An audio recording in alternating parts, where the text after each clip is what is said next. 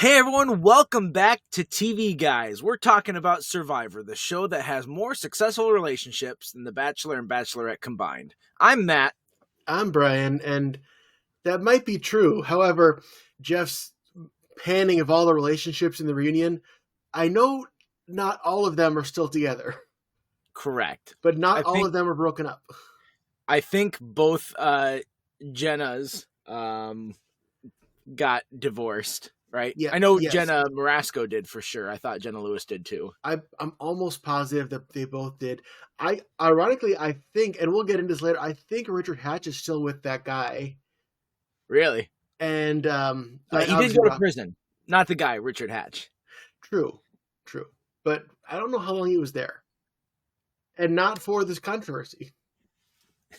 And not um what a season Survivor All Stars is. Like I remember it felt like Survivor peaked there because I know I watched some seasons after All Stars, but I couldn't tell you anything except for just knowing that there's one season where it's like one team got decimated. Yeah. Pre-merge. This is definitely the end of like classic Survivor era for sure. But there are some seasons. We'll get to it later. I actually don't remember a whole lot about season 9, but I do remember a lot about 10, 11, and 12. So the next era of Survivor, starting with season 9, you could either say it ends at 16 or at 20, which are both different versions of All Star seasons. But once you get into there are some seasons that bring in new fan favorite characters that kind of give the show new life and keep it going. I've heard of Russell. Yep, Russell we don't see till season 19. But I'm thinking, have you probably heard of Parvati? I have heard of Parvati, yeah. Parvati, Amanda, James, Todd. There's a lot of really R.S. Terry, Cirie. Cirie is one of the big names. These are all big names of Survivor. I just finished Traitors season 1, and Cirie is in Traitors season 1. What is Traitors? Traitors is that show with Alan Cumming on Peacock. It's kind of like a big game of Mafia. There's like a couple killers called Traitors that every night they're killing one of the faithfuls, and then the faithfuls every night are also trying to find and vote out one of the traitors. And then they all compete together as well in group challenges to add money to the pot that whoever is at the end splits it. Yeah. Okay. So and Cirie was in there? Cirie's a big part of season 1, actually. Since they tell you right away in the first episode who the traitors are, Cirie's one of the traitors. And so it's a very Cirie-focused season for as long as she's in it. Yeah, she becomes she's part of a very memorable and tragic tribal council in season 34, so that'll be quite a while from now.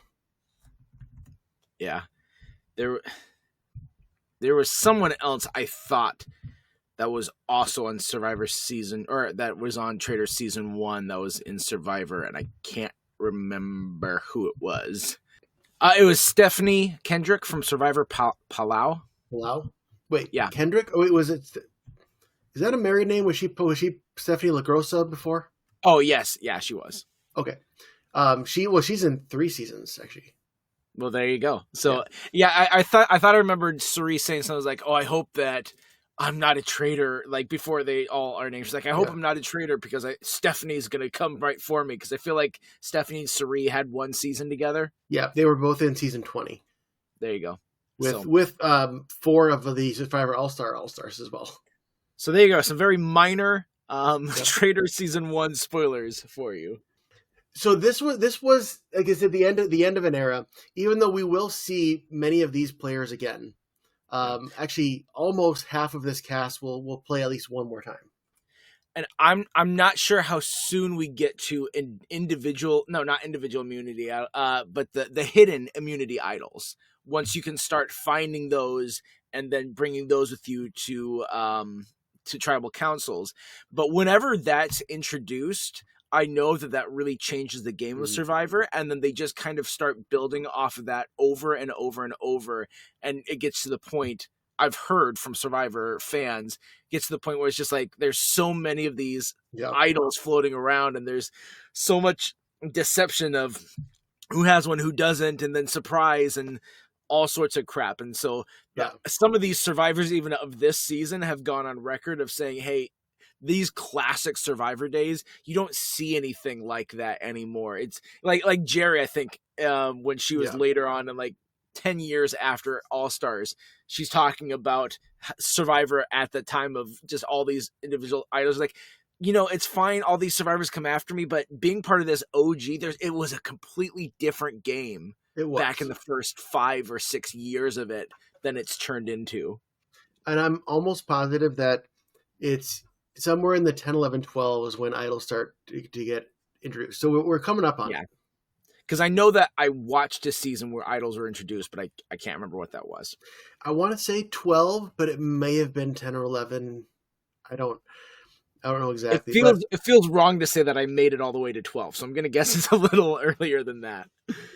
Yeah, but this is the end of a classic Survivor, but there is a lot of really good seasons coming up.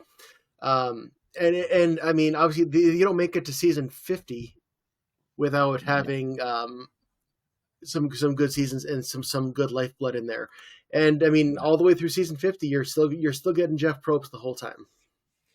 Yeah, this season of All Stars, this season was really good, but it's this romance season. This whole thing about Boston Rob and Amber is one of the most memorable Survivor things in any of the time that I'd seen, because I watched plenty of seasons, and the Boston Rob and Amber relationship really struck a chord because it was really good TV. And like the producers, sure, they planned certain things, but they couldn't plan just how well it worked out for them to have Boston Rob and Amber on the same tribe from the get-go. I mean, you look at the footage right away and all of them on the boats, Rob and Amber are sitting next to each other on the boats to the island. Like, they're next to each other from second one all the way to the end. And there's been some flirting in Survivor seasons. I mean, especially Survivor Amazon, there was a lot of flirting. But this was like an all-out relationship. And one that came out of nowhere. Rob and Amber were not even on the same seasons to begin with. Neither of them did particularly well the first time around. Rob flirted with Shannon? Sarah. Sarah. Thank you. I knew it was an S name. I couldn't remember. Yeah, Rob and Sarah kind of were flirting when they were on, and Sarah gets voted out, and obviously nothing else comes of that we are privy to. I think with Sarah there was an attraction. Yeah. But it was all strategy. I think with Amber said multiple times, it started out as strategy just to use Rob, but then clearly they're still together 20 years later, so clearly there was some actual feelings there. Yeah. And now it's really funny to see, like, when she was talking about it and saying the moment when things started to change was the building a shelter challenge. And they have this really nice shot of Rob in the foreground working, and in the background you see Amber just watching him and just kind of like crossing her legs or uncrossing a little bit, like fidgeting in her spot, as the voiceover of like, well, Rob was really hot doing this. It was just really funny, all of that together, this hot and bothered moment. I'm like, hey, there it is. That's where Amber fell in love, that moment. There's also a series of talking heads early on. Amber is in this one is saying stuff like, "Oh, Rob's so strong, and he's like, I feel safe with him," and like saying all this beautiful stuff. Then it cuts to Rob. Rob's like, "Amber's body is slamming." It's like, and Rob sees like, they're gonna do it. Oh yeah, that is one of the most famous quotes. Like, Boston Rob and Amber are gonna do it. I don't know when, but.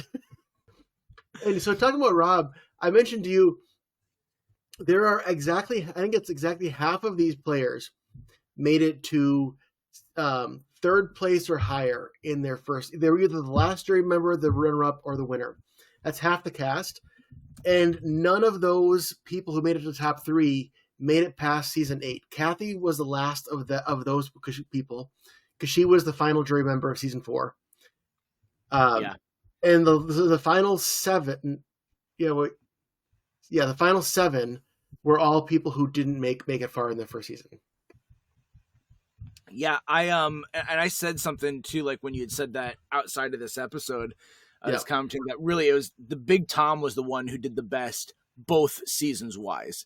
like making Yeah. it to final 5 after making it to final 3. That Mhm. at this point was the most successful back-to-back survivor that Yeah. we had. I mean, not back-to-back, but you know what I mean. Oh yeah. Well, because you can look it up. I don't know where to look it up, but at the time, I'm almost positive Big Tom had the record for how many days played in Survivor. I mean, and now you have people who've played up to 5 seasons, and you've had people who've made it to the finals tribal council in more than one season. So he is definitely his record has been obliterated, but he held that record at the time. Yeah. So going back, because like this season you have to do it in this way. You have to talk about Boston and Rob and Amber because this was their season. Everyone kind of has their season. Like we're not there, you know what I mean? Like every season has like these are the ones that it's really they're the main guys.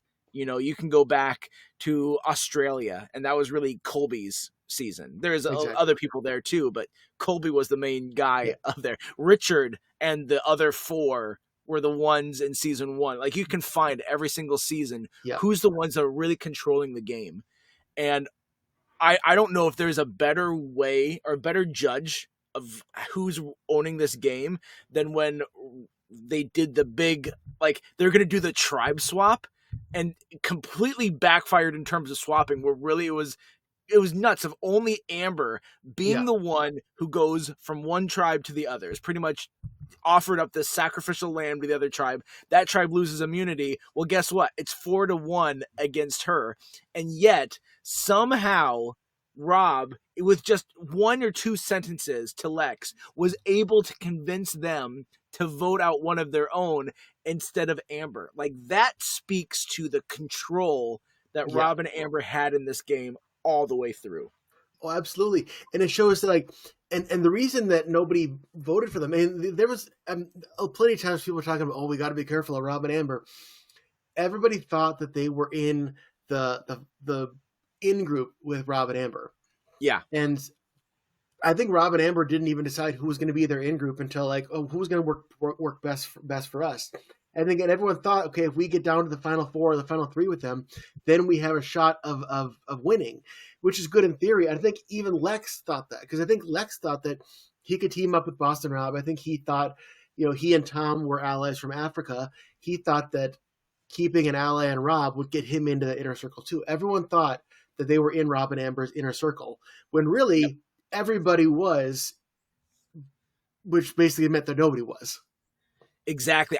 You realize that once it gets to the merge, or the merge really, where or maybe the tribe swap with Amber, that Rob had pretty much had a promise to everyone that was there. The only person on the jury that Rob didn't really have a promise to was Sheehan.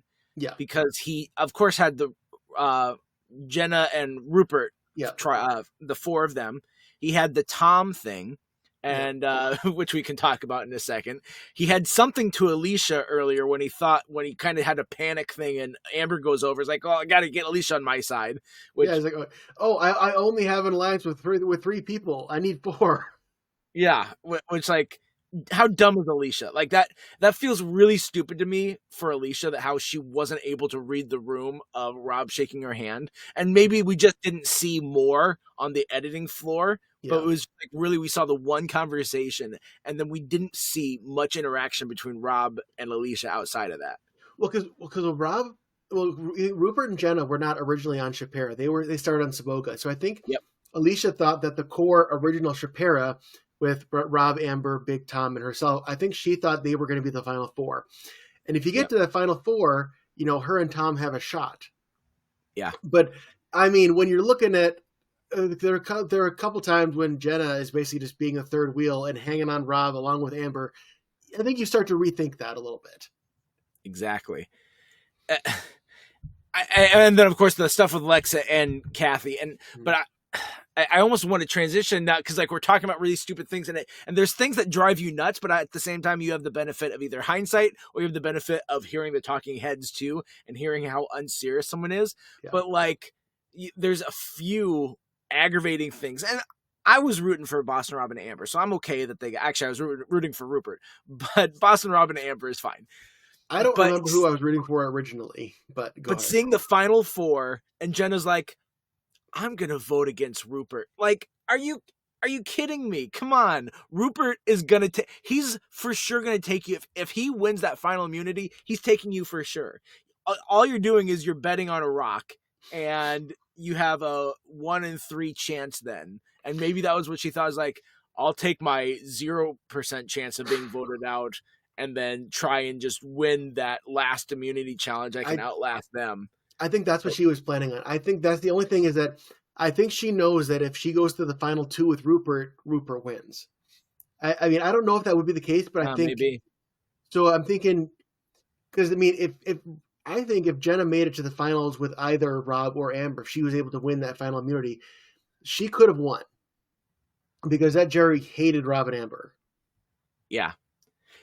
I mean, really, all that she would need if Rob had the immunity. So if Amber got voted out that night, and then the 3 of them, Rob, Rupert, and Jenna, are in the challenge, Jenna just needs Rupert to lose, and she's going to the final. Actually, she's going to the final 3 no matter what, because Rob is not going to go up against Rupert because he's too beloved, and Rupert's going to be honoring to Jenna, going to take her, and if Jenna wins, she gets to decide.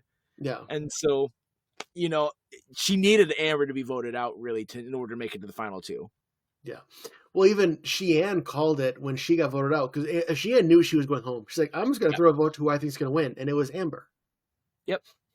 But talking about Jenna, so in the beginning, you had the 3 tribes, and I was reading it as each tribe kind of had an unofficial leader. Obviously, Boston Rob was the leader of Chapera. Lex was the leader of Mogo Mogo. And I would have actually put Jenna as the leader of Saboga. I mean, you think Rupert has like the big voice, but I think Jenna was the one right from the beginning saying, we need to get rid of the winners. And she orchestrated getting rid of Tina. She convinced Rupert that they needed to get rid of Rudy. And like Rupert didn't vote for Rudy, but he knew it was going to happen. Yeah. And so I think Jenna was one of the 3 tribe leaders from the start. Yeah. And let's call it what it is. Rupert played a bad game. Oh, yeah. His log cabin thing, huge miss. And then he tried to redeem himself with the raft, and that wasn't as bad of a miss, but it still was a miss. I mean, no one saw that one bundle of sticks at the other tribe, whatever it was, that worked really well for them. Like the most minimal effort possible, and that was the best raft. Yeah. No one saw that coming. No, and something about his stupid shelter, like, let's dig into the sand. In Survivor Heroes vs. Villains, which is all the way to season 20, like way in the future, someone mentions, I think it's that tribal council, like, oh, the worst shelter ever. And Jerry says, no, I was in the worst shelter ever. That wasn't it. Yeah. You felt bad for him on that one. Yeah. The creative idea, it just doesn't work. Yeah. You want practicality. Like, to their credit, Rob and their tribe built a really good shelter, and like you could tell through the cameras back here how good it was. And so it's interesting going chronologically. So our first 6 votes, like the first chunk of the game, and even half of them weren't even votes, or a third of them weren't even votes. But you got Tina, Rudy, Jenna Maraska, then Rob Cesternino, Richard Hatch, and Sue. Arguably 6 of the biggest names that were draws to come into the season.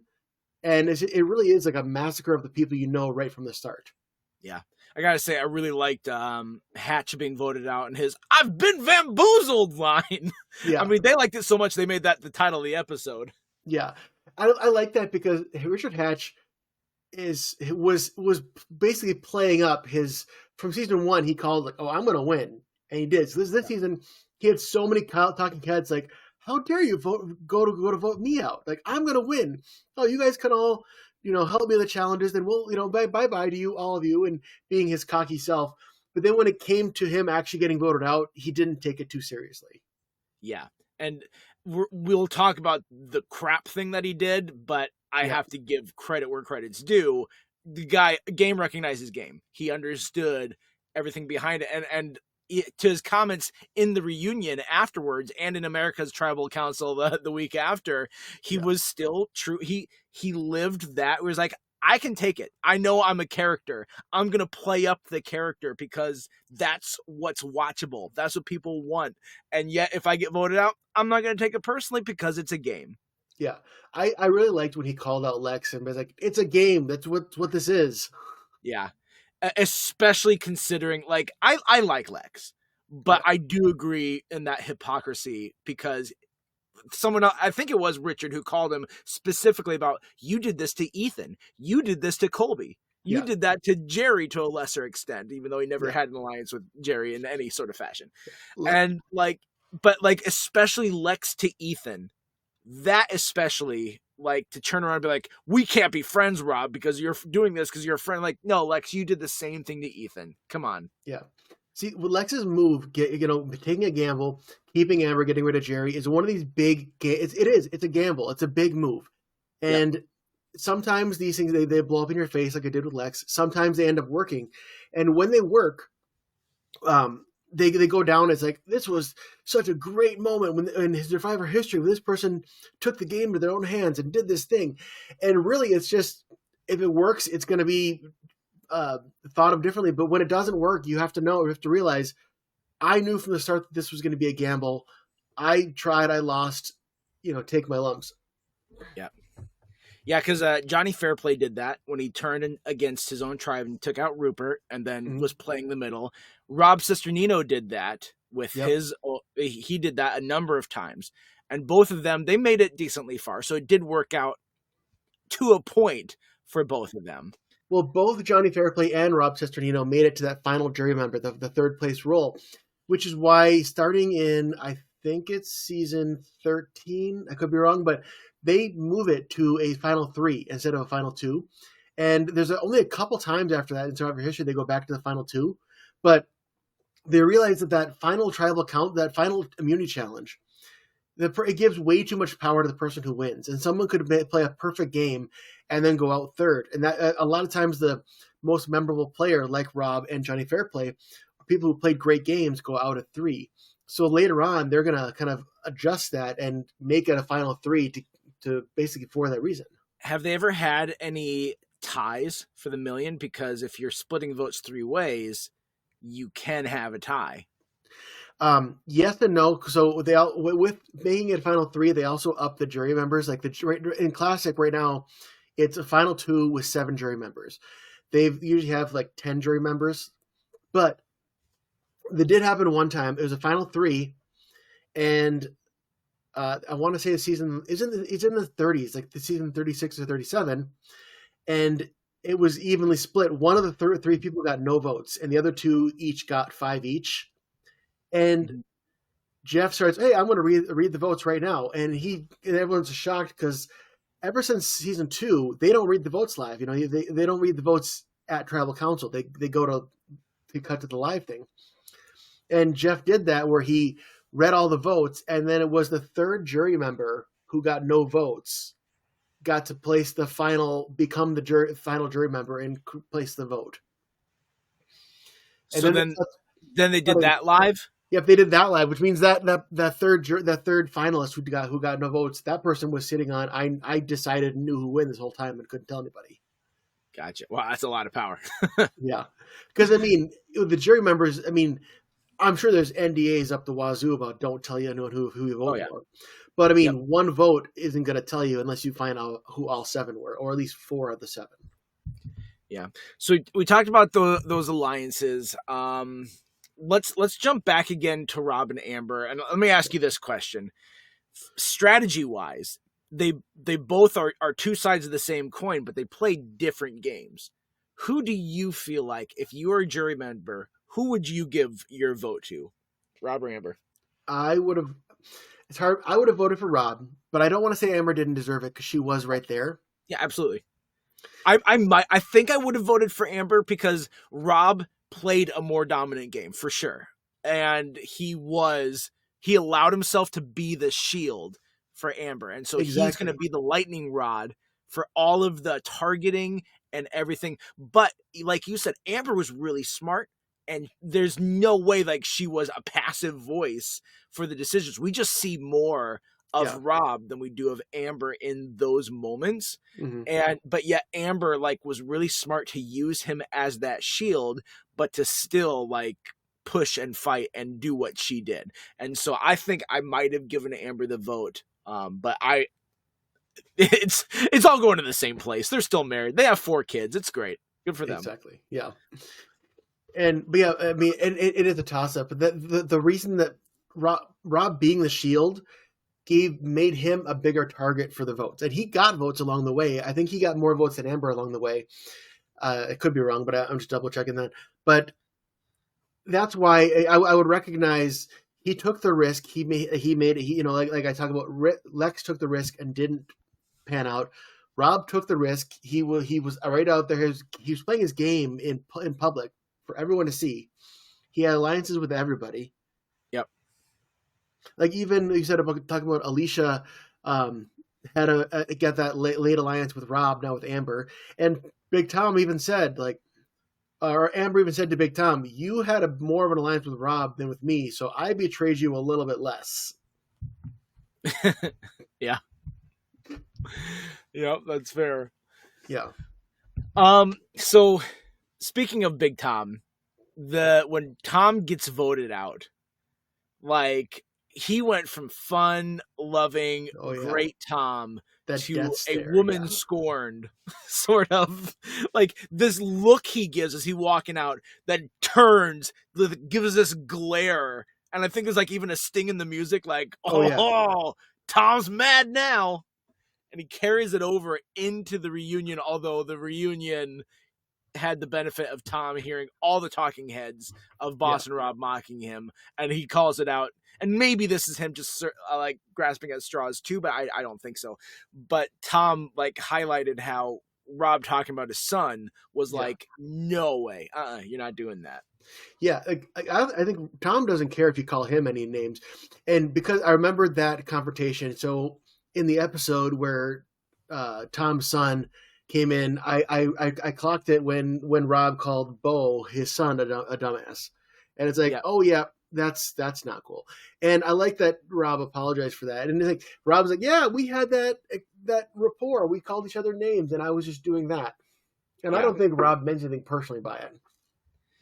Yeah, and Tom also talked about people behind that. Like in episode 3, I wrote down a couple Tomisms early on because there's just some really funny things that he says. Like when he's talking about Sue and he's like, her elevator don't go to the top floor. Like that is a very unique way of mocking someone. Tom hated Sue, and I do think it was a little bit in bad taste. I'm glad someone, I forget who it was, pointed out that after Sue had this big emotional moment and quit the game, Tom's doing like a literal happy dance at the camp that she's gone. Yeah. Yeah, he was not a fan. Although when Sue was like, I can be a B word at a tribal council, the look on Tom's face like complete shock and surprise that she's owning up to it, but he's like, I didn't say anything. Her words. The other Tom thing, so like when Jenna Maraska had her emotional moment when she quit the game, which I mean that is the first quit that I think is legitimate, and I don't think anybody holds that against her. Yeah. But Jeff turns it into, hey, what do you think about this? Hey, random player, what do you think about this? And it goes to Tom, and Tom's like, well, I told my family, if you all die in a crash or something, don't call me. I'm here. I'll come. Then I'll come there afterwards. It's like, what are you saying? So it's a bit tone deaf, to be fair. Let's talk about the that quitting in just a minute, because that's a big moment. Both quits this season are big moments. One last thing with Boss and Rob and Amber, like that, it was such a great story arc that had to end with Rob proposing on live TV, and it had to be before the votes, because it had to show like, no matter what happens, I'm in this for you. This isn't a game for me right now. So if you win the million or if I win the million, I don't care. I'm with you. And so it was it was such a good story arc that I think the producers were just like high-fiving each other when they saw that this is what they're getting. Yeah. They're like, not only do we have this huge theme, because like they did a lot, and we'll talk a little bit about it. They did a lot of like callbacks throughout this season, and to the whole point of even having one of the immunity challenges was how well do you know your Survivor trivia? Like they were really intentional on this being like an end game, Avengers Endgame sort of moment for Survivor, capping off this first thing. And yet Rob and Amber overshadowed that theme and turned it from this Survivor love story to their own love story on Survivor, you know? Yeah. And I mean, both of them will play in different seasons in the future, and they'll be on The Amazing Race twice, although I don't think they did too well in The Amazing Race. And as they allude to in the American Tribal Council, there was a TV special called Rob and Amber's Wedding or something like that. Oh, did that go? I remember them that they had those offers, but I couldn't remember if they took anyone up on it or not. No, yeah, they did. I remember watching it when it aired, but I haven't seen it since. Which is just fine. I haven't watched my wedding since I got married, so why should I watch someone else's? Well, I just found your wedding video like last year. I know, and I have it saved, and I'm like, maybe my wife and I should watch this, and we didn't. Yeah.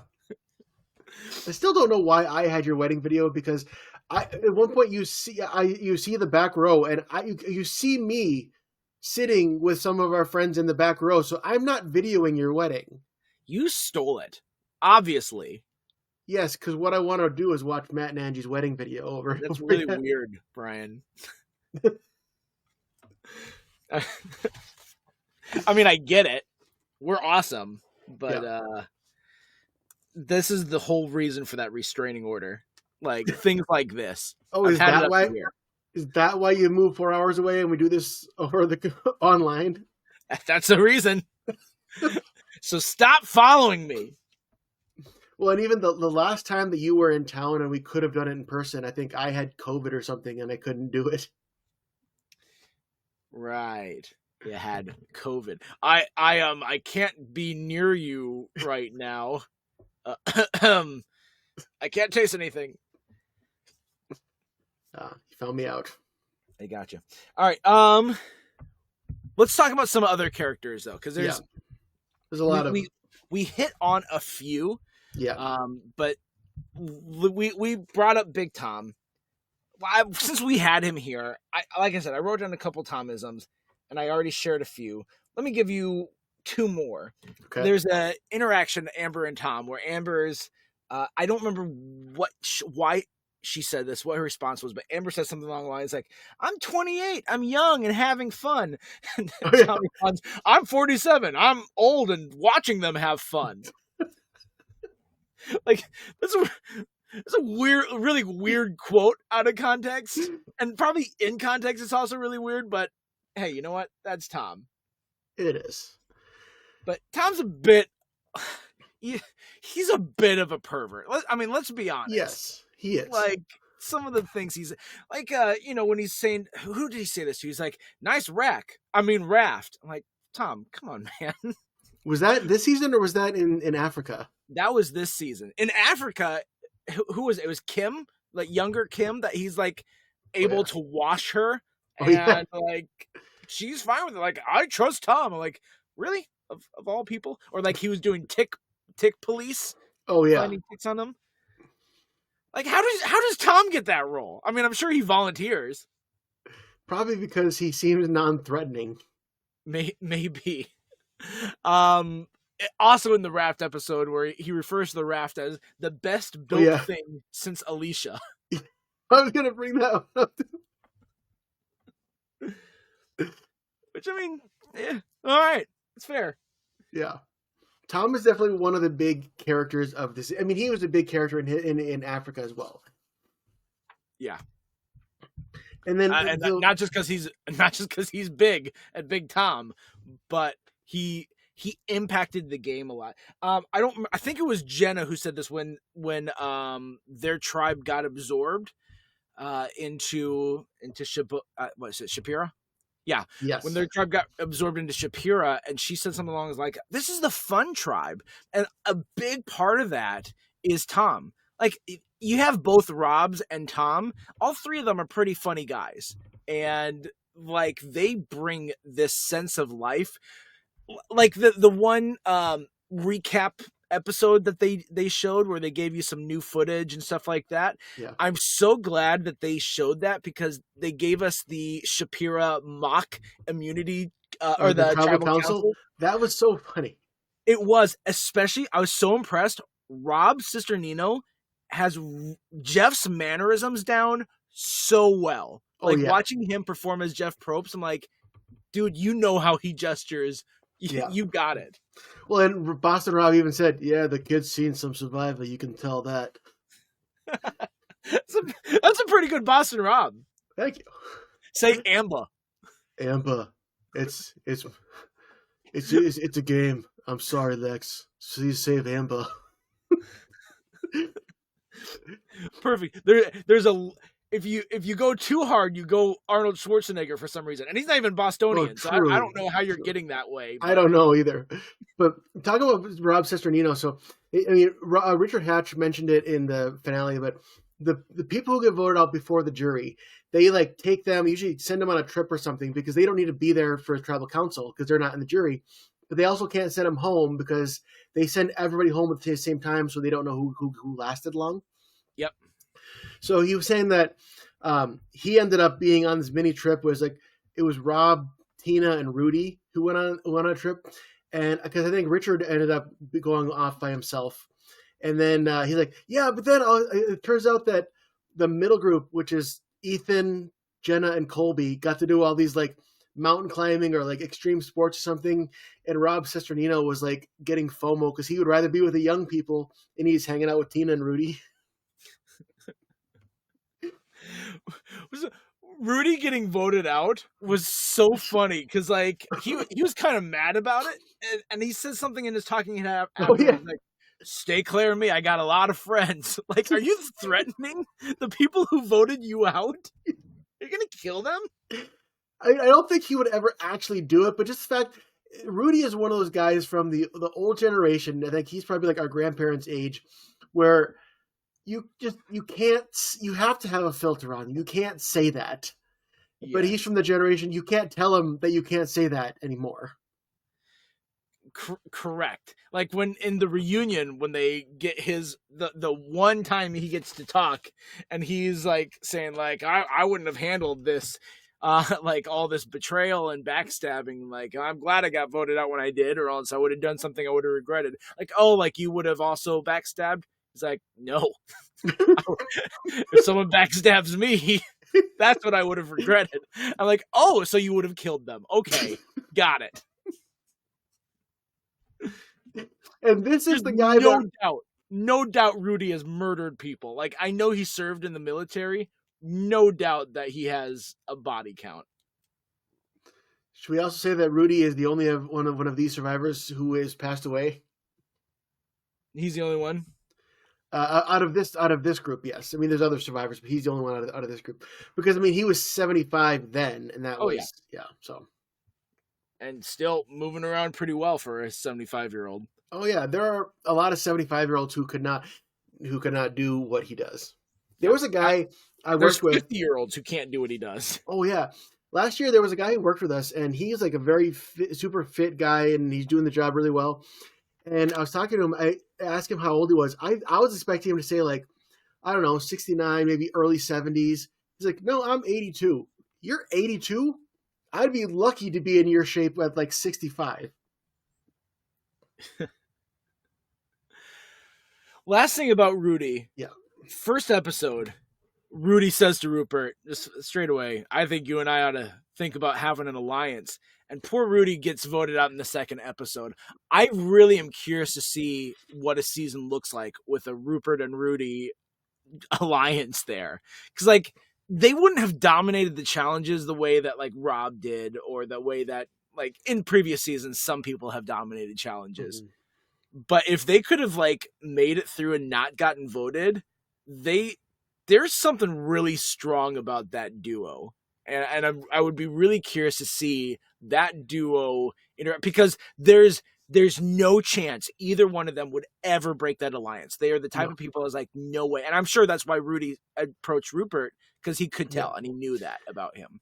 I think Rudy also was thinking of Rupert as like another Richard Hatch because he had that Yeah. alliance with Richard. Although strategy wise, Rupert is no Richard Hatch. No way. Nowhere near Richard's ability. I don't the Rupert and Rudy would not have turned on each other, but I don't see them being able to last very long because they would have to include other people and do schemes. Like Rob and Amber were a pair, but Rob and Amber were making deals with Rupert and Jenna, with Tom, with Alicia, and I don't think they would be able to be as cutthroat and making all these deals that you need to be a duo out in the open and survive. Yeah, you're probably right. But I think if Rudy wasn't a detriment to them in challenges, I think Rudy would have stayed around a little bit longer. Yeah. They probably would have gotten rid of Ethan. Yep, absolutely. Like if he wouldn't, because he kind of got injured early on in the, like he didn't say anything about it because it's Rudy, but I think everyone could tell he wasn't at 100% strength, and that saved Ethan's life for probably what 20 days, 14 days. Oh yeah, like Ethan made it a little ways.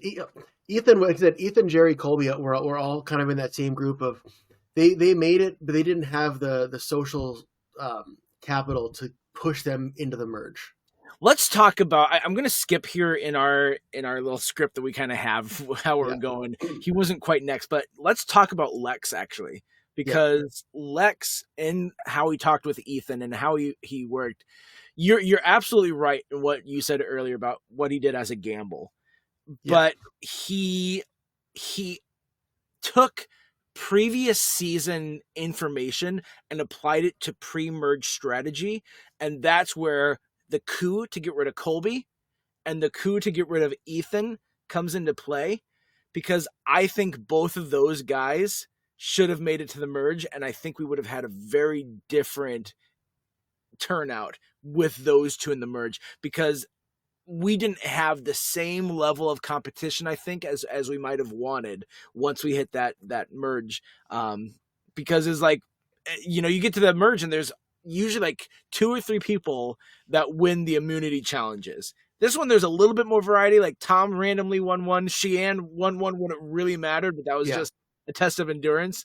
But having the Colby and Ethan, Lex, and Kathy group instead of Sheehan and Jerry, I think really hurt them totally, because I think Tom would have flipped to them. I don't think they would have gotten rid of whoever was still left. I think they would have gotten rid of Amber, and I think that Tom actually would have gone to that group to be back with Lex and Ethan and to have Colby as a part of that alliance. And so I think makes sense for how Lex played it, but he didn't foresee it correctly.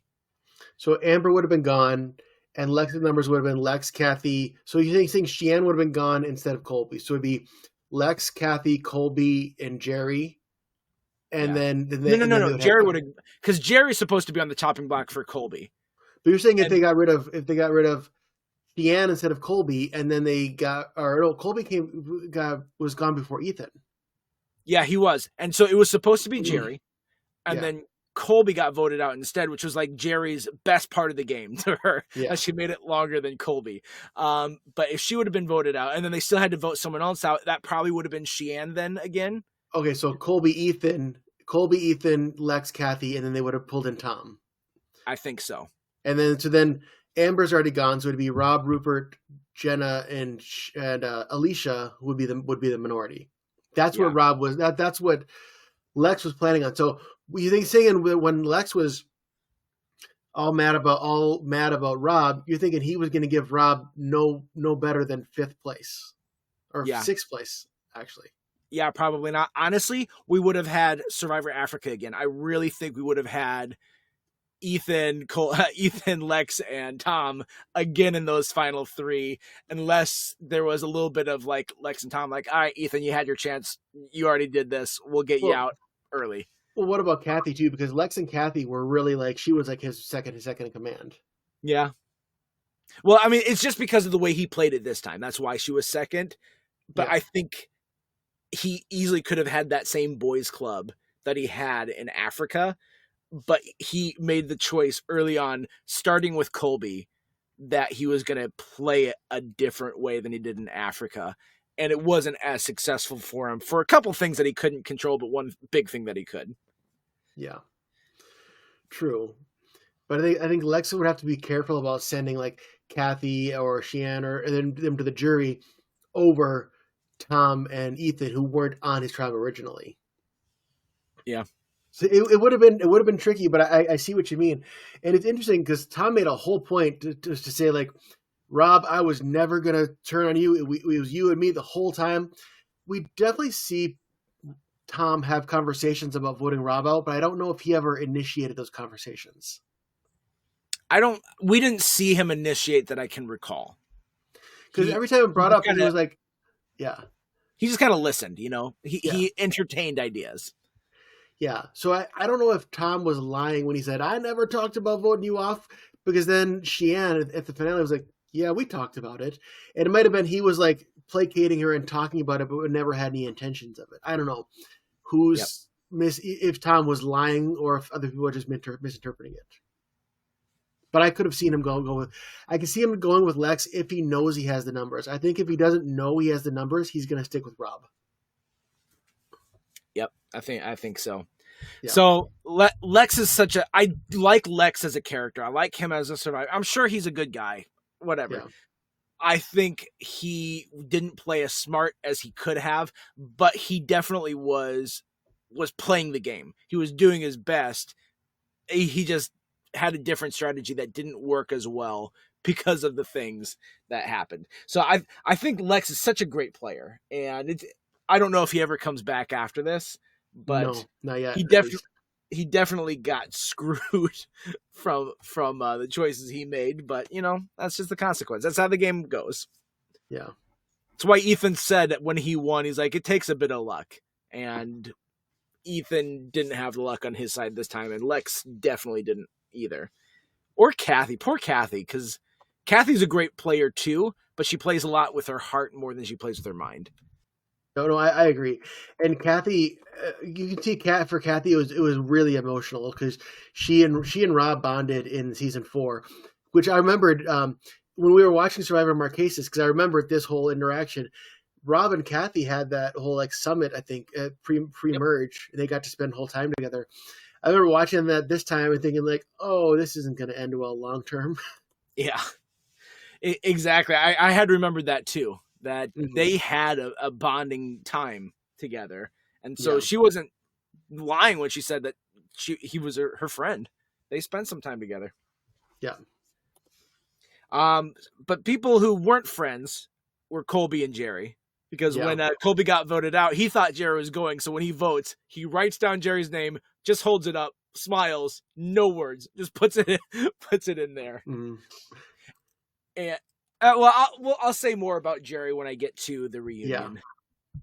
So with Colby, our we put little nicknames for ourselves when we're meeting in here, and mine is Overrated Colby, because honestly, Colby didn't really do much this season. I feel like I said that Lex was the leader of Mogo Mogo. I think Colby thought he was the leader of Mogo Mogo.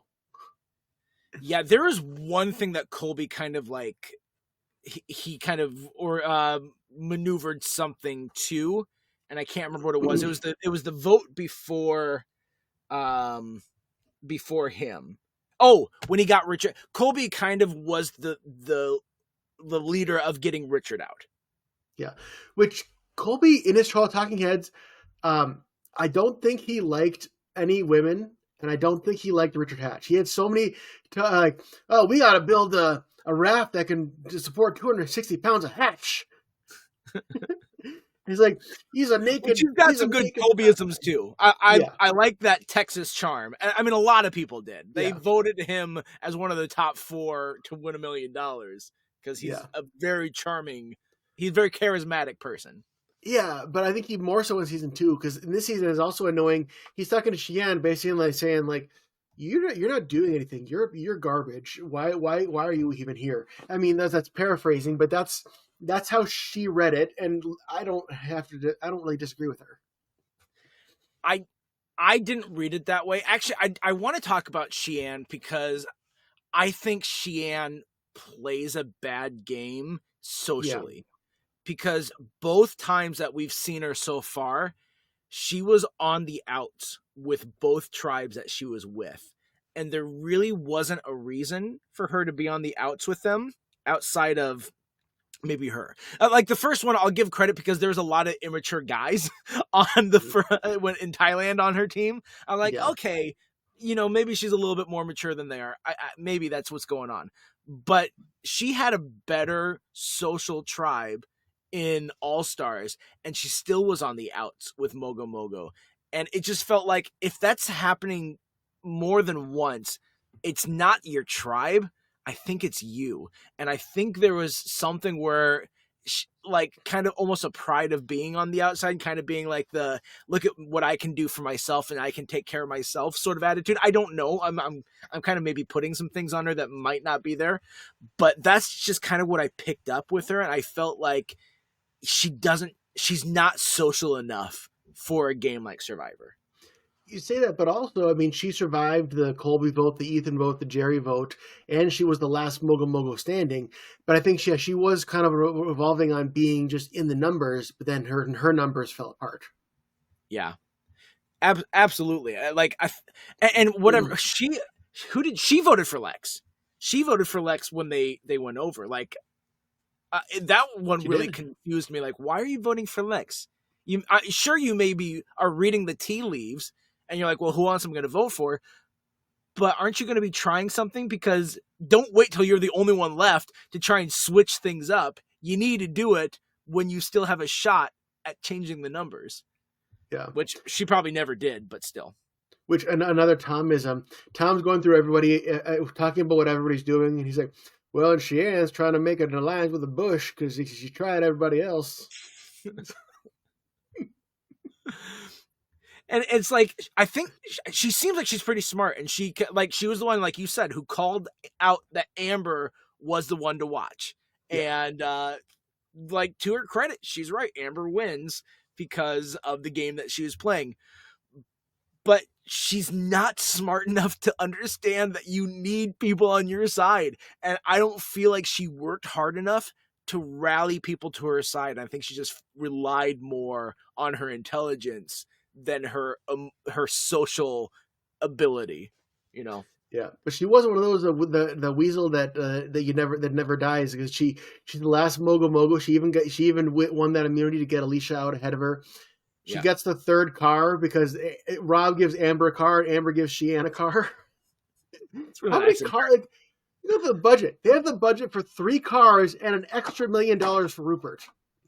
I think the one that's given away at the reunion every year is a tax write-off for whoever's sponsoring that season.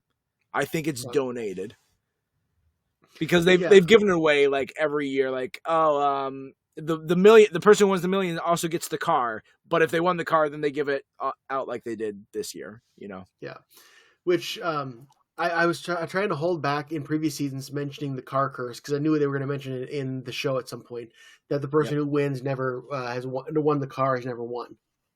And it continued this year technically because Rob won the car. Even though Amber ended up with a car from the challenge, Rob was the winner.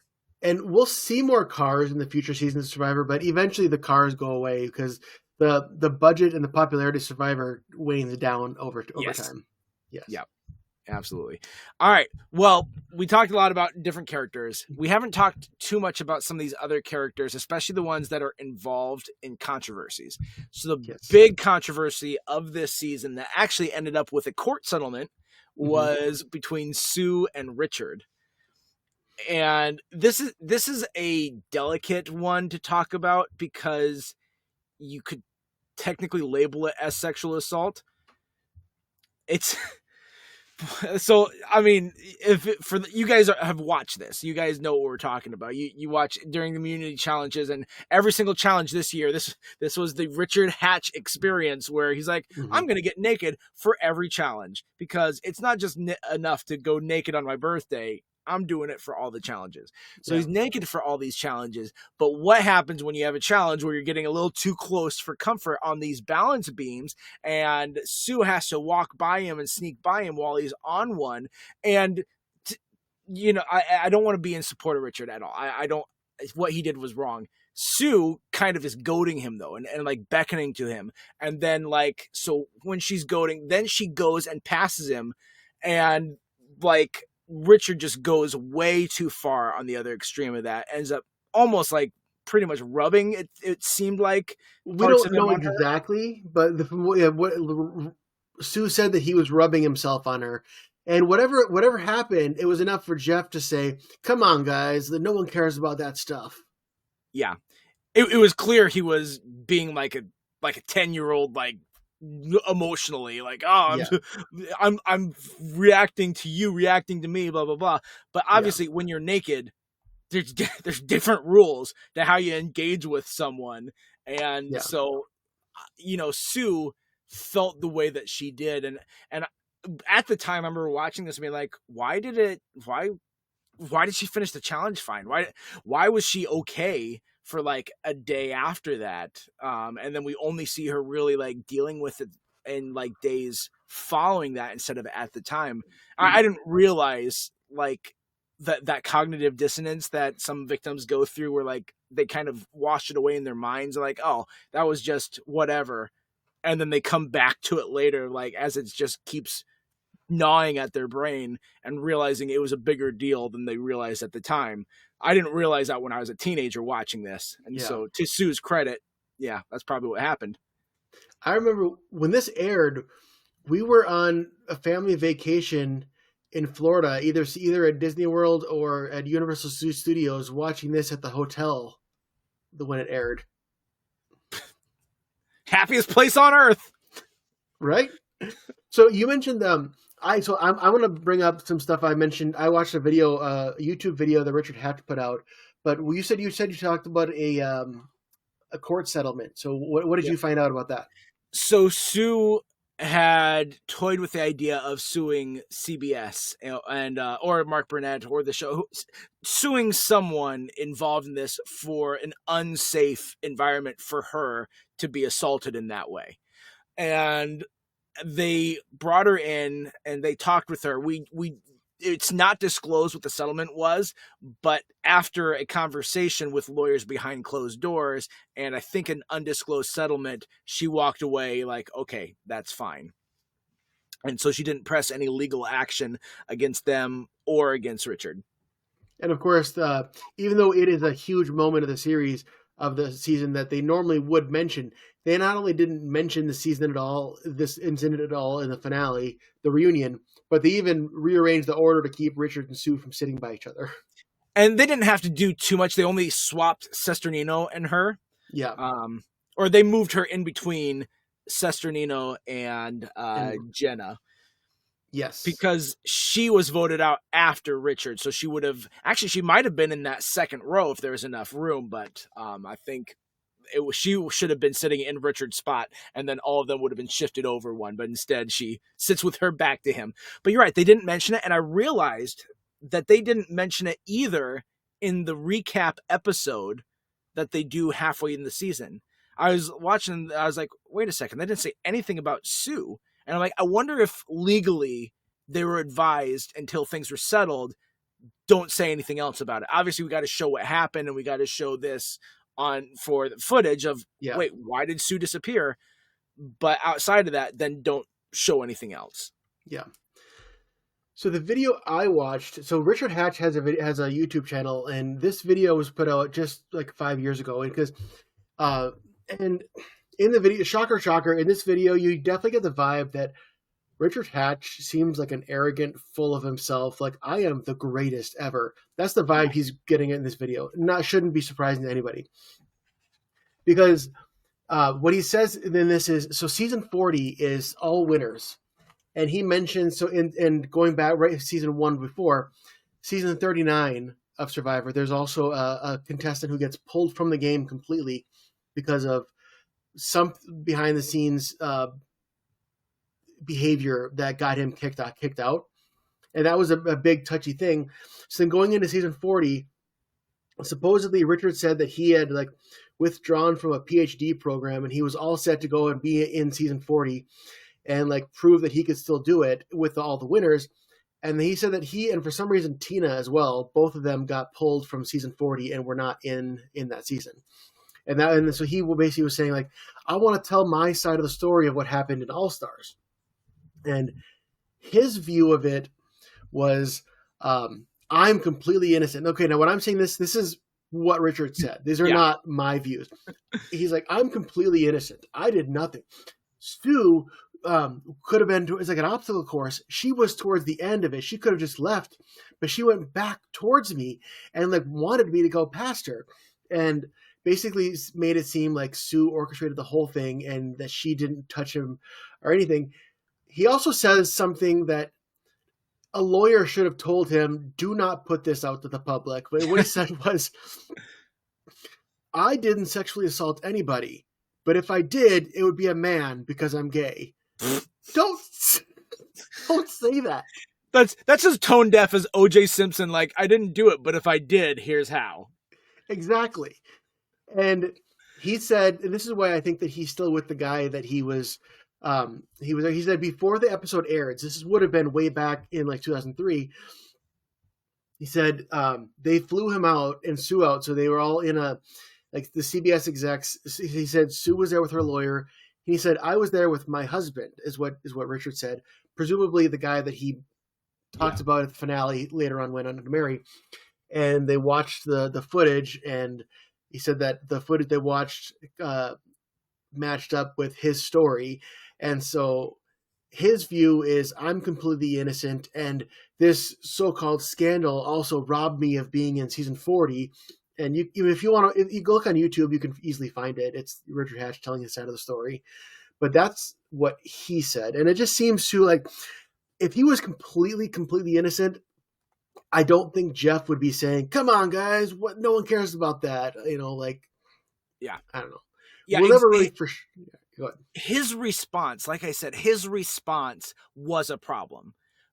Like, sure, he is correct in that, like, if you watch it, you do see Sue goad him. You see Sue engaging, but again, that's their dynamic. Like, you can't blame her for his overreaction, but you can acknowledge that she does like invite some sort of interaction with him, just obviously not to that awful caliber that he brings. Yeah. And maybe in the heat of the moment, like giving the absolute I don't even like saying that, giving the absolute best intention to someone, he didn't think about the fact that he's naked and he just was like, but like maybe that was the case. But even then, come on, you're a 40-year-old man. You use your brain a little bit. The fact that you're walking around naked is in and of itself something inappropriate. People don't want to see that. People don't want to be around someone who's naked, and especially like that close of quarters. So you started off at a bad spot, and because of your bad emotional choices, you made it worse. Oh, for sure. And then, I mean, I agree. It's awkward all around. It's uncomfortable all around. And then while we're talking about Sue, it was so weird in the finale. Jeff's like, Sue, stand up and show everybody yourself. And she's like, yeah, I got a makeover. And I was thinking, okay, what they do, like get her some new clothes and new hair. And Jeff's like, you get your chest done, get lipo? Yep. Like, that's not where I was expecting that to go. Jeff, don't pull a Bryant Gumbel. Just let her say what she's going to say. But I feel like when Bryant Gumbel said that stuff, the girls were uncomfortable. Sue was just like, yeah, I did. Look at me. I'm awesome. I'm hot now. But, I mean, let's be honest. Like, her showing up feeling hot is the middle finger to Richard. That's the whole thing. I mean, a little bit. It'd be more of a middle finger if he wasn't gay. He's not looking at her no matter what. I mean, yeah. True story. You do feel bad for that, because that reaction to being near him again, like it speaks to her psychology and what she needs to do to feel comfortable next to him again. And that kind of sucks. It does. Also, how what would that explosion of Sue's when she quit would have looked like if Richard had not been voted out and he had been there? Oh, that's a great point. Like, thank Yeah. God he's not on the beach, but he would have told his side of the story right then and there, and someone would have had to get involved. She still would have quit, but someone would have had to get involved. And my guess is that if Richard was probably at the Ponderosa is like the resort where you go after you've been voted out. Mm-hmm. I bet they were like, okay, pack your stuff. You're going somewhere right now. Yeah. Someone's coming here and you can't be around. Yes. All right. So speaking of quitting and a little bit of controversy, Yeah. this isn't nearly as controversial because this is everyone feels bad for Jenna. The reason why it's controversial is you kind of highlighted it earlier was Jeff's response, because Jenna has this like, my mom's dying and I feel like I gotta go. I can't be here anymore. Mhm. And I understand that you've got to ask the questions maybe, and that you've got to get more of a reason for the audiences at home instead of, I can't be here anymore. Oh, okay, you're good. You got to go, because quitting was still new, and they went through great lengths to make an example of Austin. And I only found out after we recorded the Pearl Islands episode how much they didn't show of what Austin was going through, because he had, oh my gosh, I forget. He came down with something like shingles or something like that. He had something very seriously wrong with him medically that he tried to stick it out for, that the editors didn't let go on the show because they wanted to showcase, you don't come on here and quit. And so I think there's still a little bit of that bad taste in Jeff's mouth. And so he's asking these questions and he's getting everyone else's feedback. I'm like, no, that's not the time for it. And honestly, Rob had the best response where he's like, Jeff, I don't think we can really question her motives here. Yeah. We've got to respect what she's doing. And so letting her go back to her mom, who, whatever mother-daughter connection there was, that told her you only have 8 days left with her. Yeah.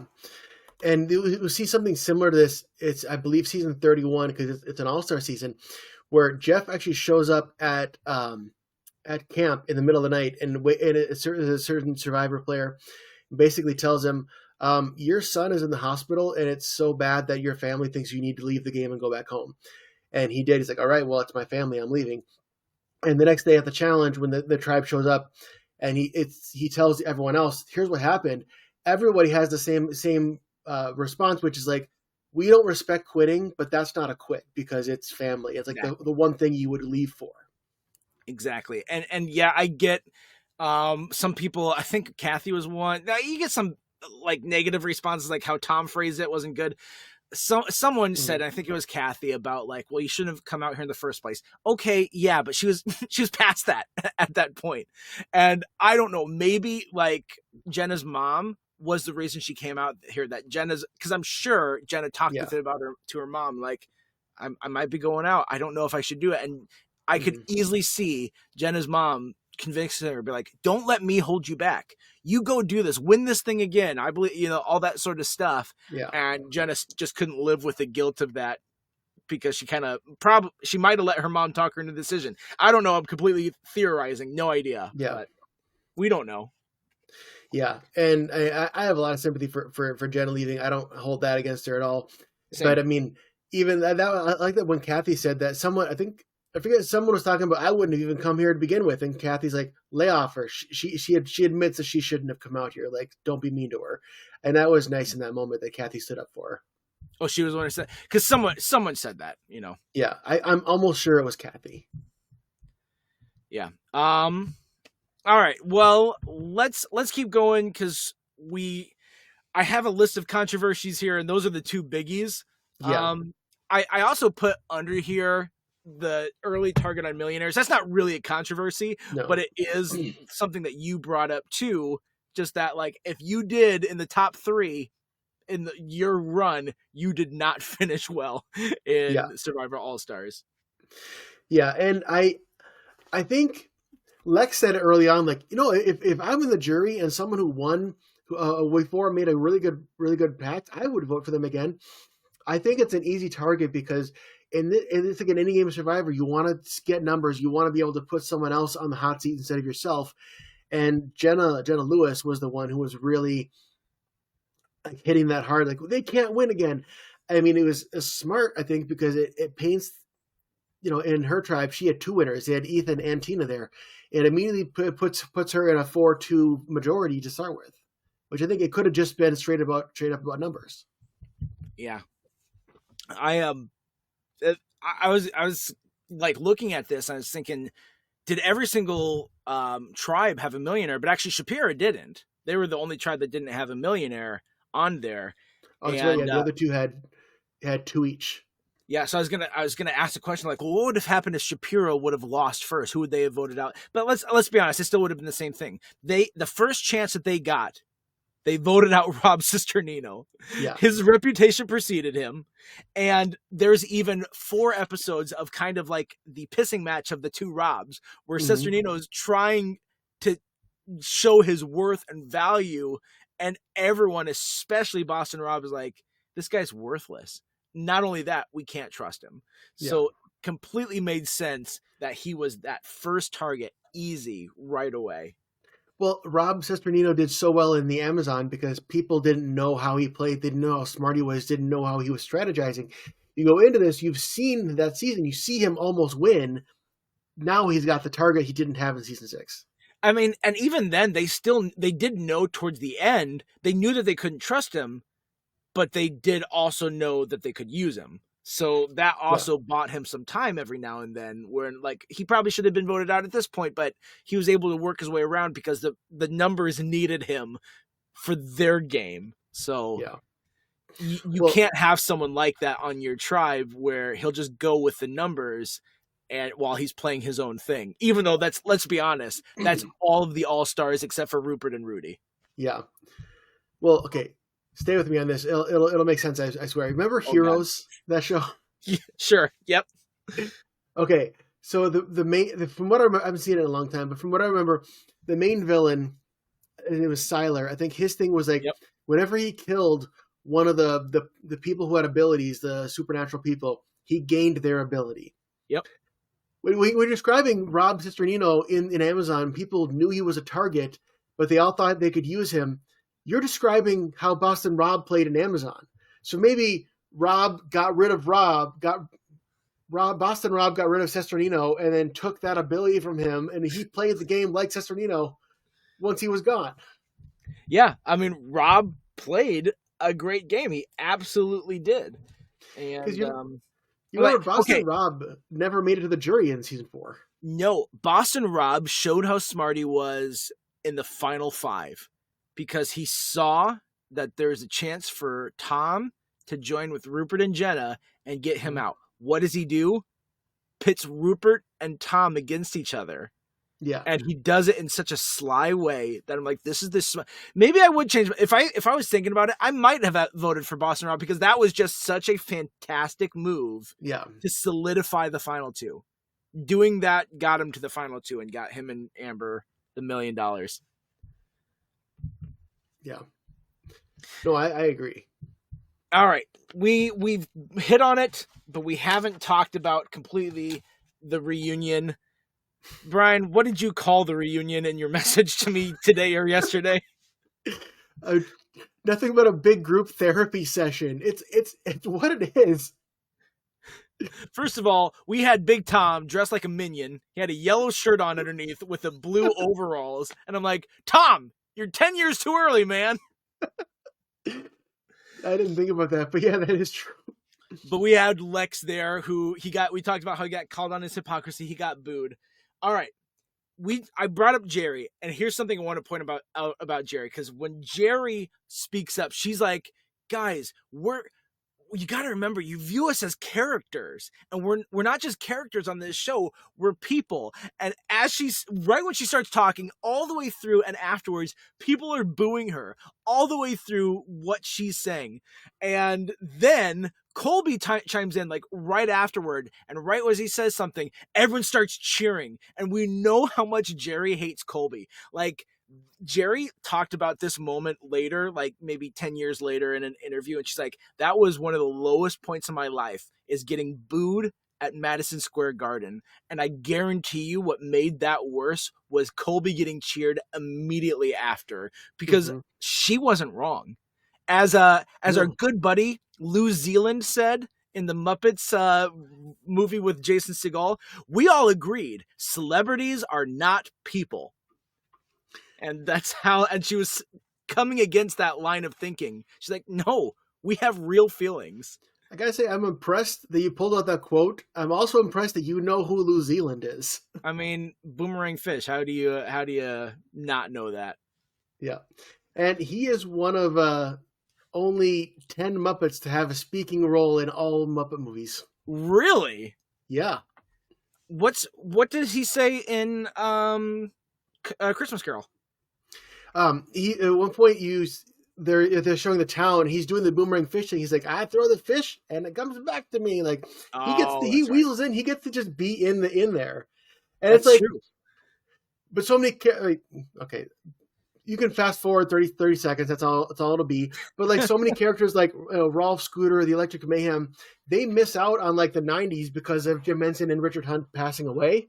But yeah, somehow Lou Zealand is like the Sheehan of the Muppets. Like he's not the most impressive, but he sticks around.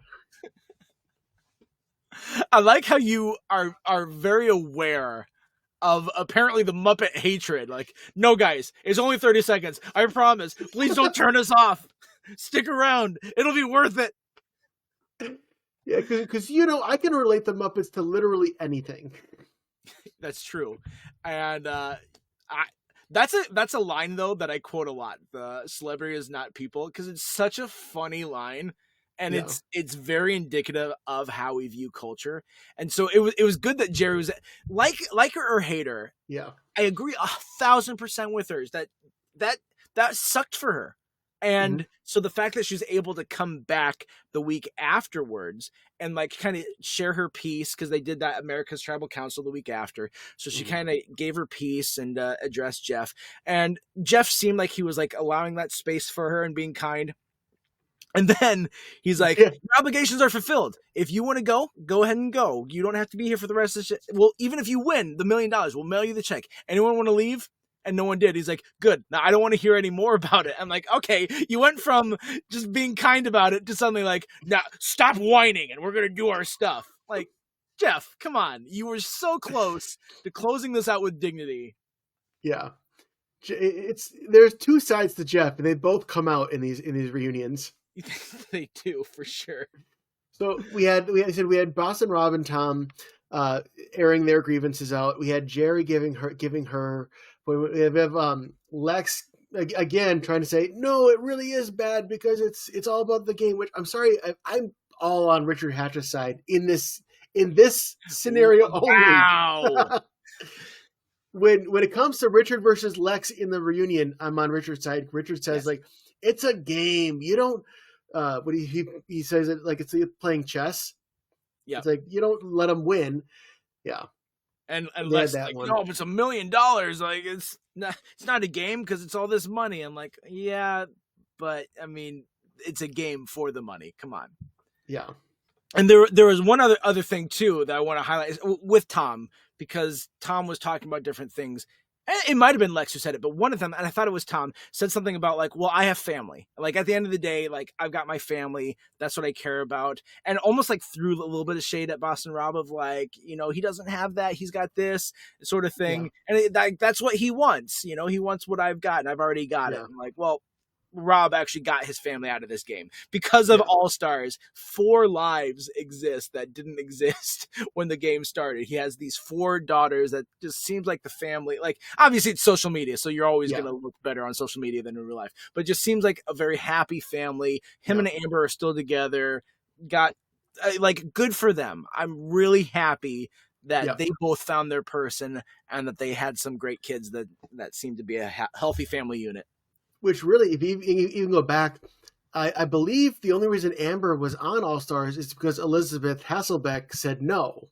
She was. That was one thing I was going to talk about is kind of close out with some of the people that should have been on it and weren't. And so, yes, we have the View to thank for Boston, Rob, and Amber getting together.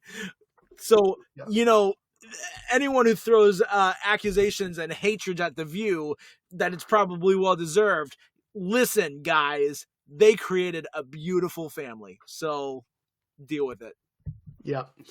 So you go first. Who are some people you think were well known people who maybe were people would have expected to see? Heidi was supposed to appear as well. I'm curious if Heidi would have been on if the producers would have been like, we can't have her and Jenna together, or if they would have been like, we have to have them on together because they were some really good Yeah. viewership. So Heidi was offered a role and she turned it down, and I want to say that was one Could that have been like went Jenna to Lewis or Jenna. Alicia. I think so. I think they would have they would just put them on different tribes because it's like Richard and Rudy were not on the same tribe together. True. Lex, Ethan, Tom were all separated. They were very intentional with their tribe placements. Yeah. We would have gotten Kelly Goldsmith from Africa in place of Jenna if Jenna would have said, no, I'm not, I'm my family, I gotta stick with my mom.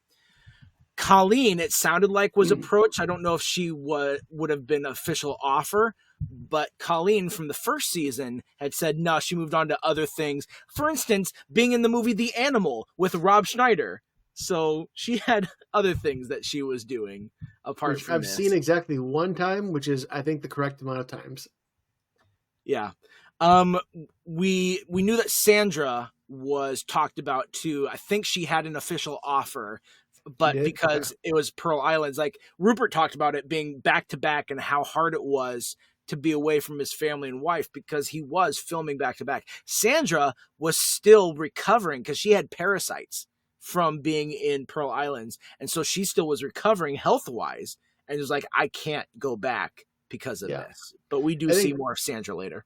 Yeah, and either Johnny Fairplay or Andrew Savage, I think, could have been memorable enough from season 7 to come back as well. Yeah, they were memorable enough for sure.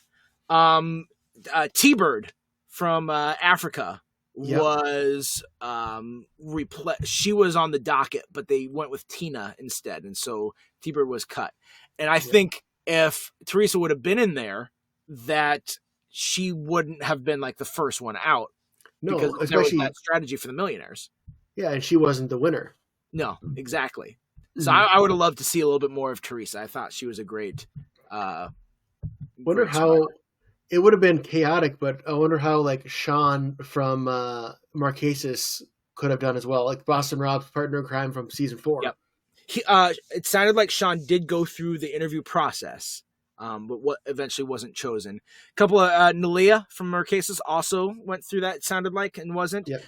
Jervis from Borneo was in that conversation, and then I think, and some of this is hearsay too, because it's hard to know for sure. But from Outback, Roger and Michael, both of them were considered but not offered. Well, I was going to mention Michael because Michael is one who at the time, and actually Michael does come back years later for like season 25, I think, as he comes back there. But because of he was a likable guy, very memorable, and with the whole falling in the fire thing.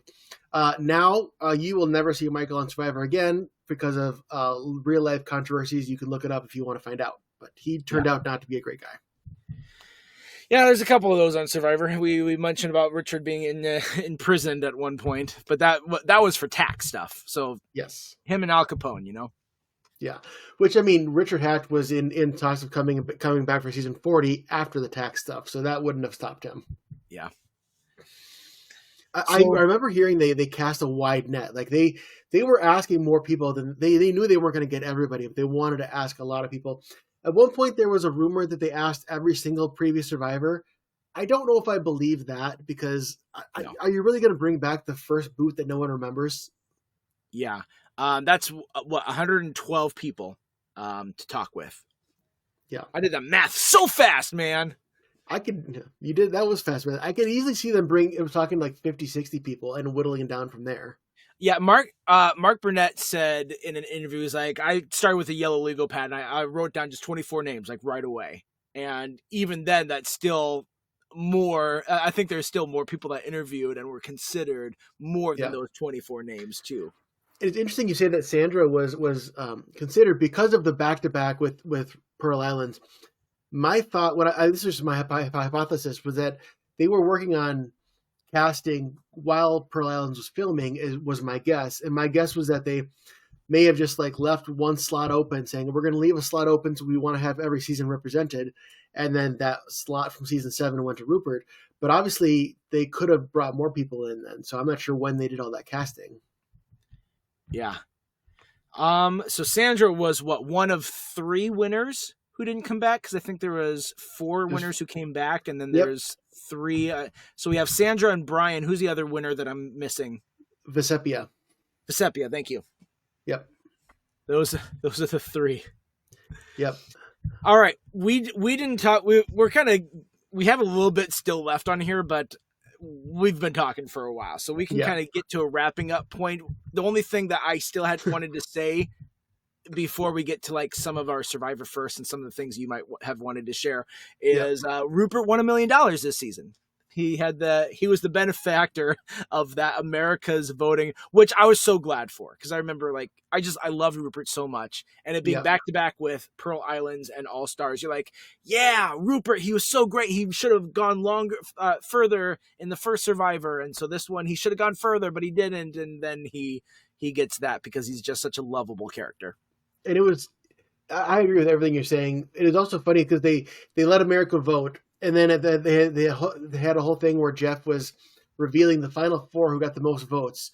And it's like, clearly America was not voting for women, because the final 4 was Colby, Big Tom, Boston Rob, and Rupert. Yeah, this with their All-Stars, it was a very white season. And then the voting also reflected the sexual bias or sexist bias of America at the time. So, and that's the funny, because I watch the early seasons, like 1 through 6 or 7. I'm like, it's always one black man, one black woman, and I'm sure they have a CBS for patting their back, like, look at that, we're so inclusive. We have black people a little bit. Hey, Pearl Islands had a black person and a Hispanic person. They had a couple black people and a Hispanic person, so they got there. Do they have any Asian people on Pearl Islands? Can't remember. I don't think so. But if you're talking about diversity, just wait till you get to season 13. That is what the whole season's about. Do you know what I'm talking about? I think I remember that they divide the tribes up by their race. It's a 4-tribe start. There's 4 tribes. There's the white tribe, the black tribe, the Asian tribe, and the Hispanic tribe. 1 tribe, 2 tribe, red tribe, blue tribe, according to Dr. Seuss. And when we get to that season, I will definitely be sending you the Mad TV spoof of that season, which was hilarious. Yeah. Yeah. All right. Well, let me hit on a couple firsts, and you can share some information that you've got too. Obviously, All Stars being the first season to have recurring characters from a previous season.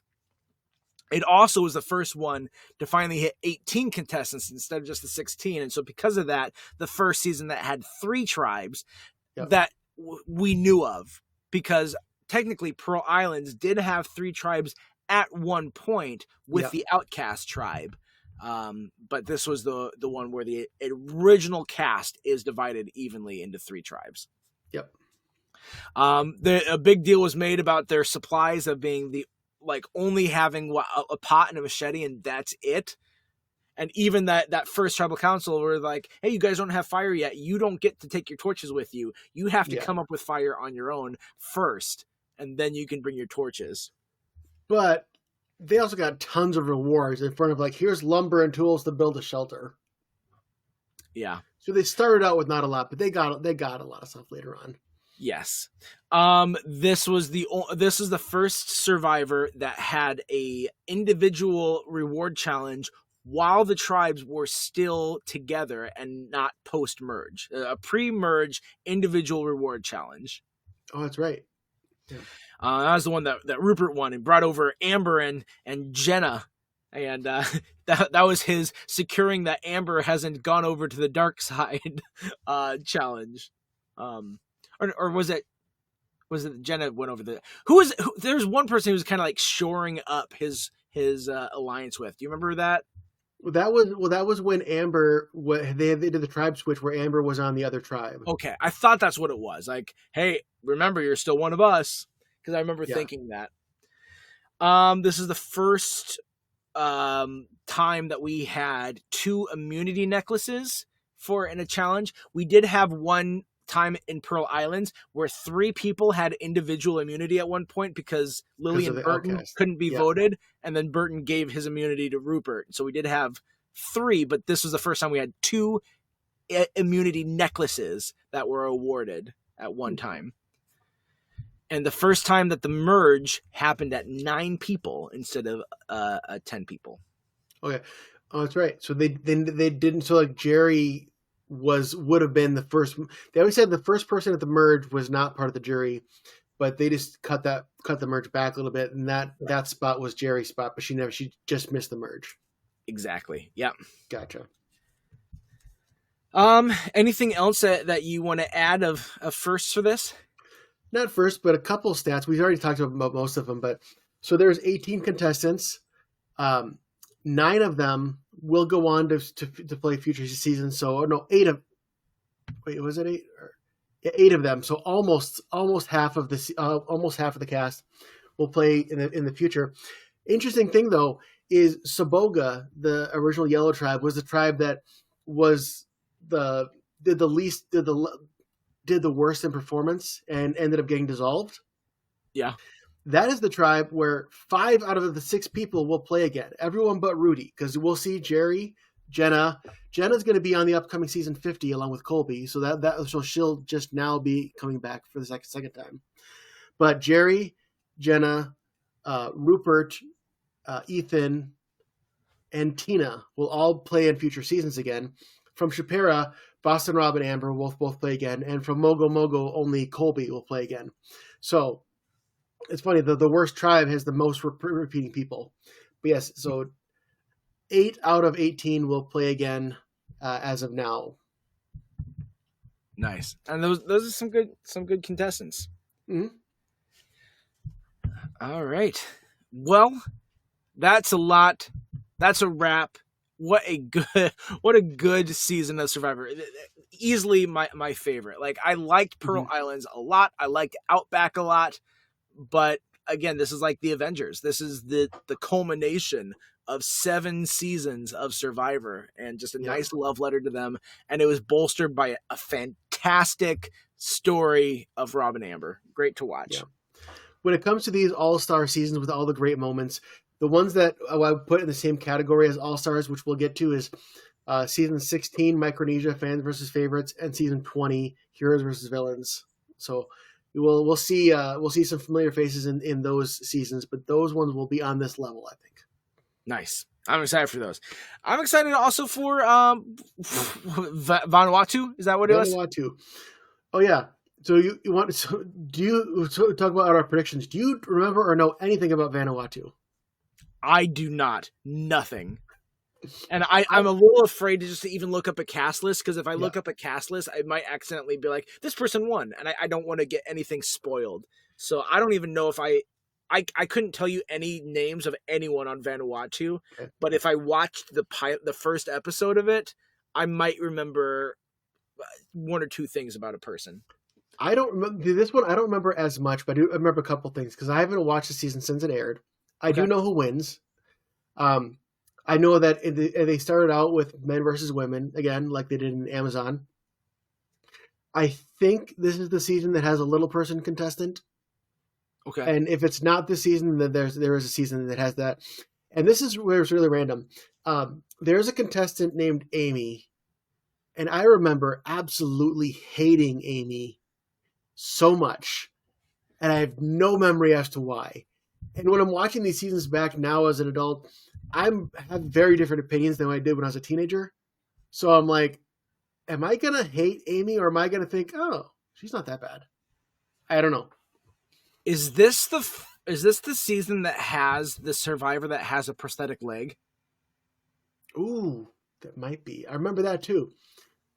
We'll get I don't think it's going to have both. I don't think we're going to have both a prosthetic leg and a little person, but I think one of those two will be there. Okay. So we'll see. And when we're listening next time, one of us can be like, ha, I told you so, unless it happened to be both of them in the same one, which I don't ever remember seeing someone with dwarfism in a Survivor season that I can remember. Okay. So maybe that happens later. It might. So there you go. Mm-hmm. That's the limited amount of knowledge we have about Vanuatu. It's kind of refreshing because some of these seasons I know so well, and this one I'm kind of going in. I can actually be surprised as to what happens because all I know is who wins. Yeah. So what? Before we finish, I know we've already gone way over. Yeah. What is the worst season of Survivor so far up to this point? Is it Thailand? Because I think it's Thailand. It's Thailand. I don't think it's even close. I didn't like. Oh, no, I was going to say, I didn't like the one where Brian wins. Well, that's Thailand. That's the one. Yeah, that wasn't a good season. Everything else was solid enough, but yeah, Thailand really was rough. I'll probably never go back to watch Thailand again. Yeah, probably not. Yeah. All right, well, let's do trivia. Yeah. So last week we talked about Boy Meets World, and I said how many episodes were banned from being aired on the Disney Channel, and it is 3 of them. It is the episodes Promises, because it's at the prom, because it's dealing with are Cory and Topanga going to have sex at the prom. You can see why Disney Channel didn't. You'd probably want them to do it in a hotel room if they did. Well, yes, and it was the hotel room of the prom, just right on the dance floor. It also has a key mix-up where, like, Cory's parents are also having a hotel room, and they don't know that each other's there. And like a whole hotel room? Yep. That's where Santa stays. You know the thing where, like, Cory and his dad both go to get ice, and they somehow miss each other, and they mix up keys. And Alan walks in on Topanga in, like, a nightie. Well, that would be something. Yep. And Cory walks in on his mom, so that might be worse. Who knows?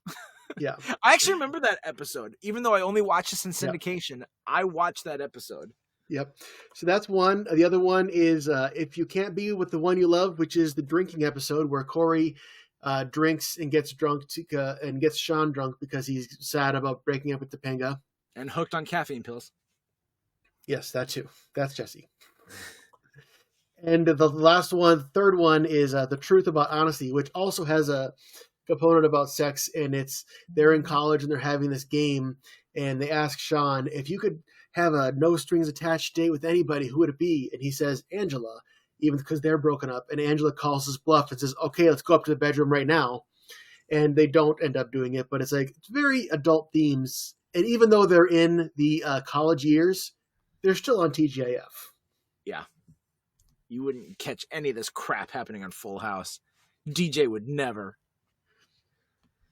No, there was a very PG-rated version of that storyline with DJ, though. Like, is she going to make out with the guy in a van? Hold your hand.